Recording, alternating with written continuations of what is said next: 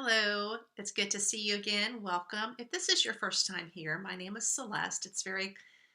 I'm very glad to have you today in my classroom. Today we're going to talk about something that from my experience has rarely happened on Cambly Kids, but it can happen. And I received a lot of questions about this, so I thought I would share about those rare classes where you might have a student that has notified you in class or maybe a few minutes before you started your class that they have done this lesson that you're about to walk into multiple times.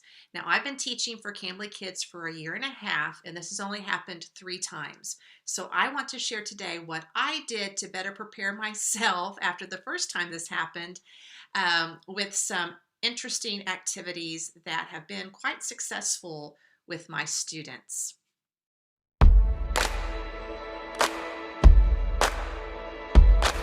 As I mentioned, this has only happened 3 times to me.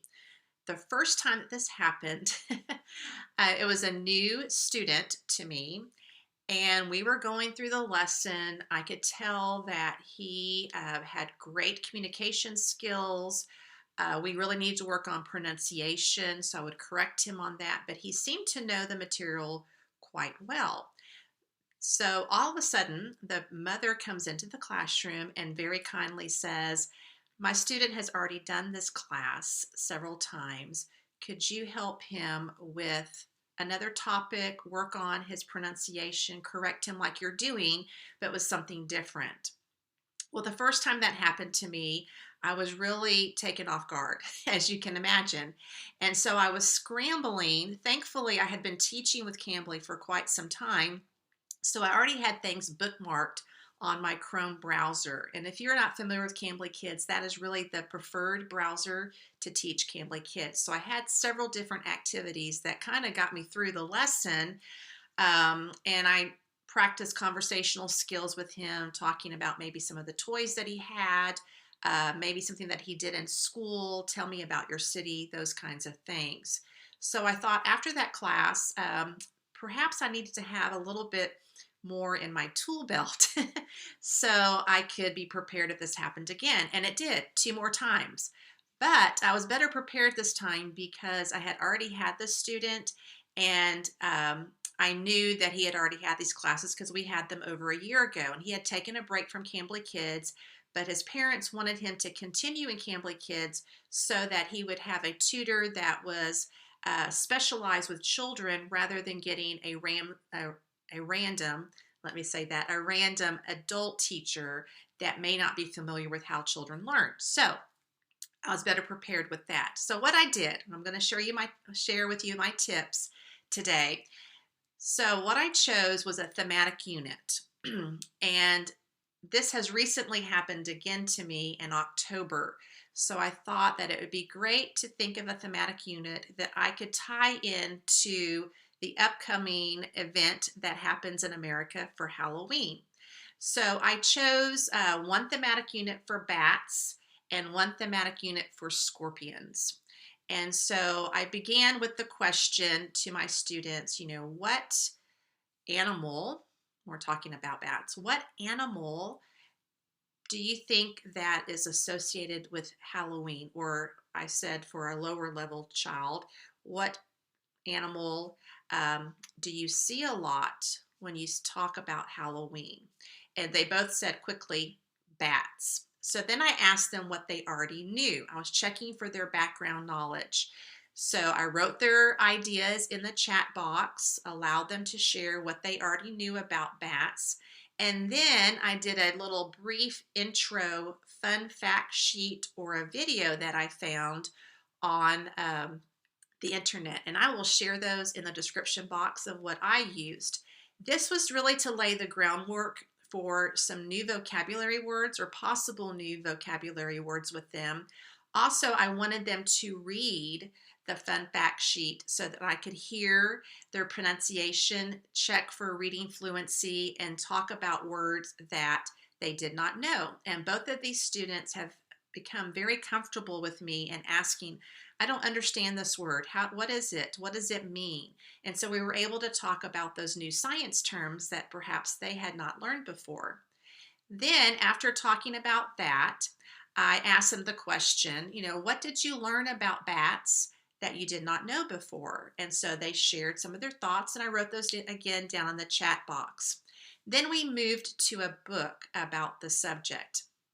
And I've already talked about a great website that I use that has many different books, and I'll link that video up here that you can check out. They're all free, and you can share them very easily in the classroom.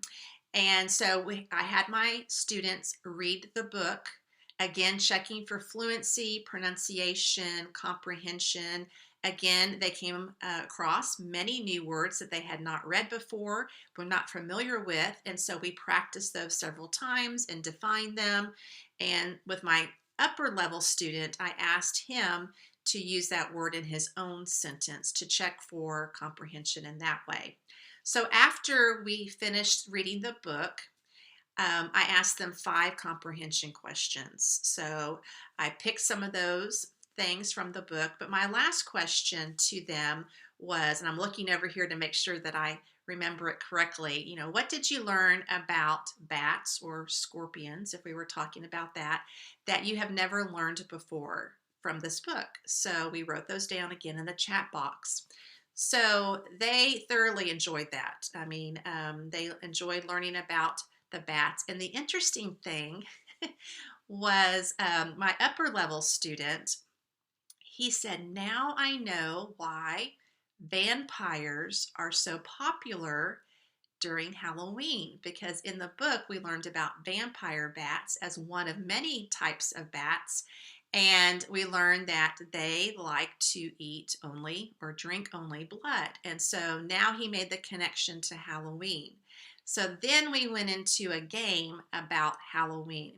And I have found a great website for free games that you can tweak in any way that you want to.